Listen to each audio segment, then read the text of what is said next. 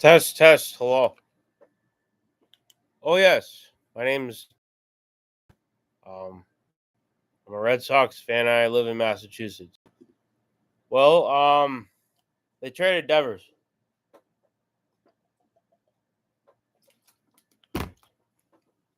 They traded Devers. In tribute, I have a driver because whenever Devers drove the ball, he hit it nice and hard. Anyways, yes, my name is Nick Leroy. Like I already said that. Among other things in my wonderful life, I've raised over $1,100 walking the Jimmy Fund Boston Marathon walk. I did that on that date there. Also, if you're wondering, this is my first ever live stream. Yeah. So Devers was my favorite player as of 2 hours ago. And Rafi got traded to the Giants. I don't know what the deal is yet, but according to Jeff Passan, they traded him to the San Francisco Giants after the team finally started clicking in terms of momentum and chemistry and vibe, and they're getting Bregman back. And I thought Devers was going to be a key contributor for years to come. And it seemed like with Devers' swing and all that, like, how would you not think that Rafael Devers would turn into like the next big poppy in the next like 3 years, even more so than he is now? It's unbelievable. So Devers made his debut with the Red Sox back in 2017. 2017, the gentleman debuts late in the season, in the regular season for the Boston Red Sox. He even has an inside the park home run in the postseason against the Astros in Game 4 of the ALDS that year in 2017. 2018, he's at third base. Rocket arm, but he does make a lot of errors. This is a common theme, unfortunately, for his playing abilities throughout his time with the Red Sox at third base, especially. And, he had a poor season, but that guy had a clutch gene, like Christian Vasquez. And I watched him on the television. I watched the Red Sox in person 4 times that season. 2018 when they won 108 games of the regular season, and then the postseason additional 11 to put themselves at 119. He had the clutch gene, and in the postseason he still had the clutch gene, just like Christian Vasquez and others. And they won the World Series in commanding fashion with a ginormous payroll of Dave Dombrowski doing well, and although we're not the size of New York City, we do have a pretty decent sized market. And then my favorite YouTuber at the start of the 2019 season, Steve Lankowski, also known as, for some reason, Urinating Tree, goofy on him. Although he's knowledgeable, and he's the reason why I'm knowledgeable at sports, other than baseball too. He says in one of his previews, his preview of the AL MLB season heading into 2019, he's like, "Oh yeah, John Henry. Why do I have a feeling that he doesn't care for the short-term on-field product? I think he's going to phase out his efforts in the immediate short term." And I think to myself, like, why is he saying that? Like, doesn't he want to remain on top? Those who are in motion tend to stay in motion. One of like Newton's laws.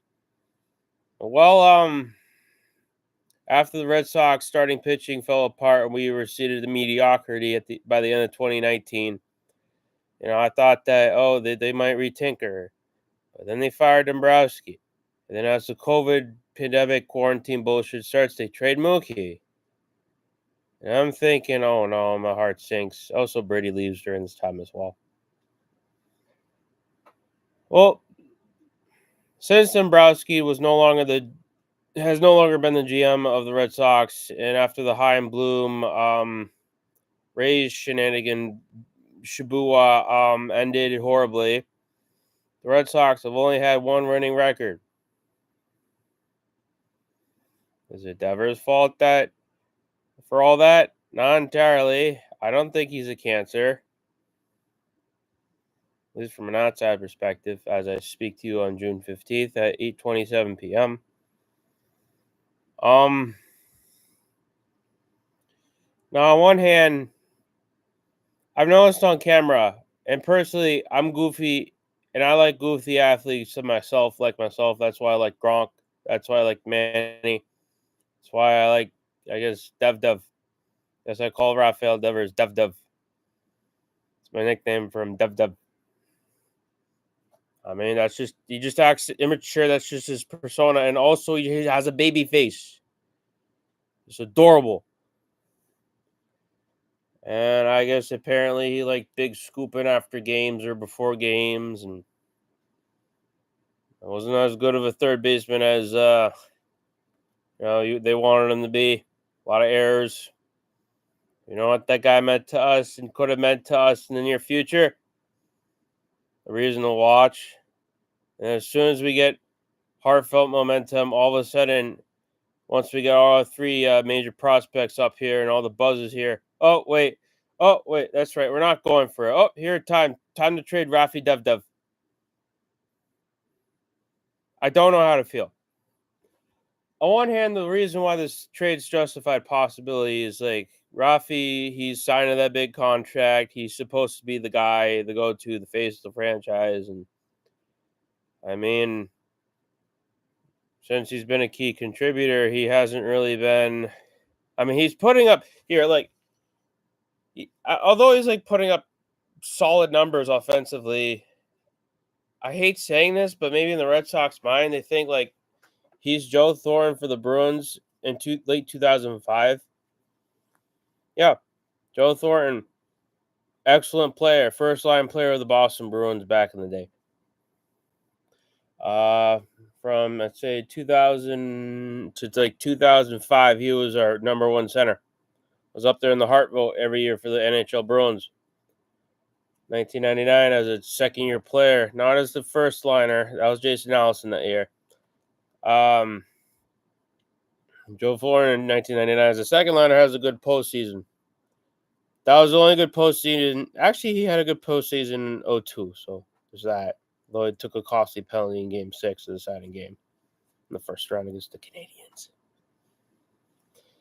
But the thing is with Joe Thornton, and this, I guess, is the only reason that justifies the Devers trade, is that they're trying to call this the Joe Thornton trade of baseball, meaning the guy is a good stat compiler, but he's a bad leader. What I mean by this is back in 2004 in the first round, another first round series against the Canadiens, this time 2 years later in 2004. Through the first 4 games of that series against the Canadiens, despite the fact that Joe Thornton had a goose egg playing a decent chunk of minutes coming back from whatever wrist injury, the Bruins were up 3-1 in that series. So Joe Thornton wasn't helping, but I guess he wasn't harming. But then Game 5 happens. And then, the Bruins get blown out, and Joe Thornton is a goose egg again, and he looks pooey on the ice. And he has like a major negative, like he has like a -4 plus minus that game. And he's your captain. He's playing like 19 minutes, and he sucks. Listen, I know that Joe Thornton's a good guy from an outside perspective, but like, he's supposed to be a dude, and he blows, sucks and blows. No, I don't know.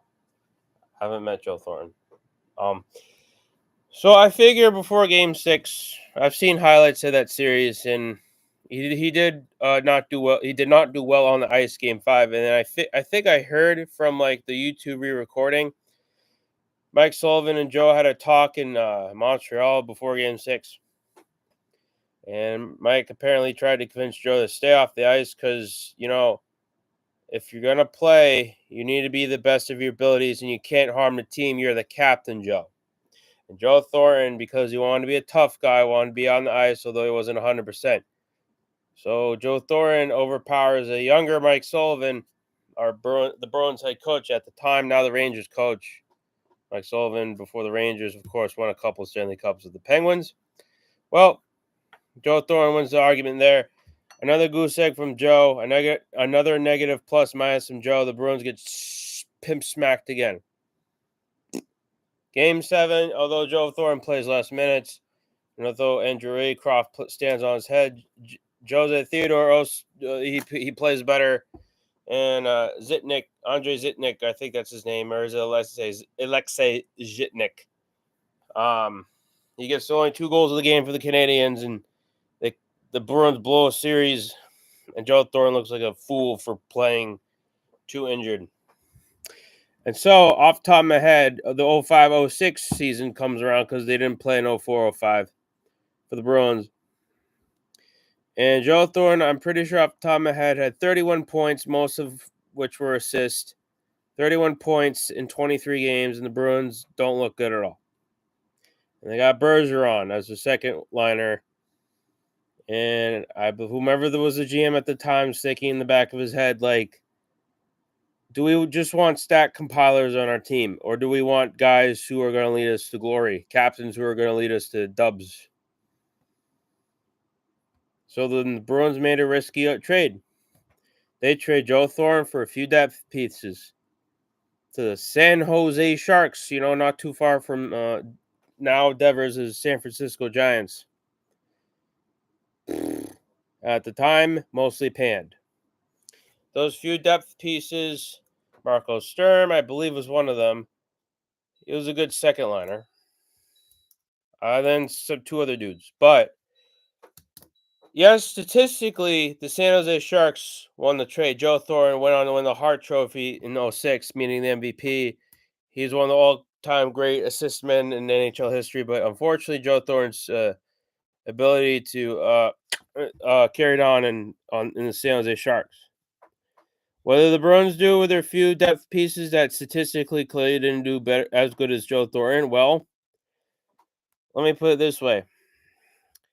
Those 2 depth pieces not named Marco Sturm that the Bruins received from the San Jose Sharks, the Bruins subsequently then traded for heart and soul defenseman Andrew Ference and Charles Wingman, the new leader of the Bruins, new captain of the Bruins, the leader presence that Joe Thornton lacked in Zdeno Chara. They got his sidekick, Chara's sidekick, and Dennis Seidenberg from another subsequent trade.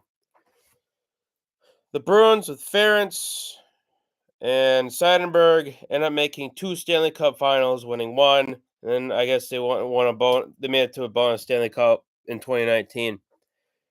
They may have the Bruins might be chokers, but not as much as the San Jose Sharks. So Joe Thornton, they only made 1 Stanley Cup Final. They lost to the Penguins, and Joe Thornton in that series was not good. That team lived and died by Joe Thornton, and whenever Joe Thornton did not do well, which unfortunately for Joe was too many times, San Jose Sharks sank, and unfortunately the Sharks got stabbed by fishing spears too many times. Circling back to Devi, my heart says I feel bad for Devers.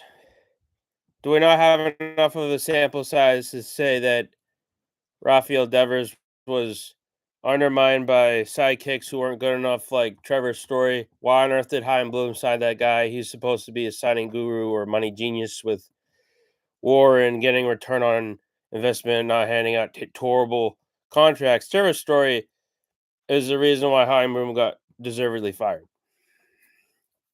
Or is Devi's will he forever be immature for his age, and is he always going to be like a number 2?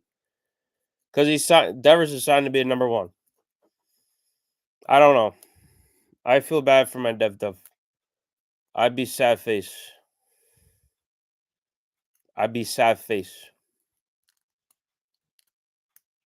Real sad. I wish him the best in San Francisco. Will we make the World Series this year? Probably not. Red Sox management is telling us before the season that we're going for it, but listen, I haven't seen what we got back from the San Fran Giants. Can take a peek at the moment. Some dude just won the U.S. Open or something, or whatever. I know we need pitching. The Red Sox need pitching, but okay, we're getting Jordan Hicks, and we're getting 23-year-old lefty Kyle Harrison, outfield prospect James Tibbs. Jordan Hicks has quite the fastball. I know we need pitching. We need someone other than Garrett Crochet. I know that. Does that make up for why does this seem like the Jalen Ramsey trade as well? Hopefully it's not. It's more like the Joe Thornton trade. Like I know Jordan Hicks has an amazing fastball. But I don't know how he's done lately. I know he came out strong with the St. Louis Cardinals.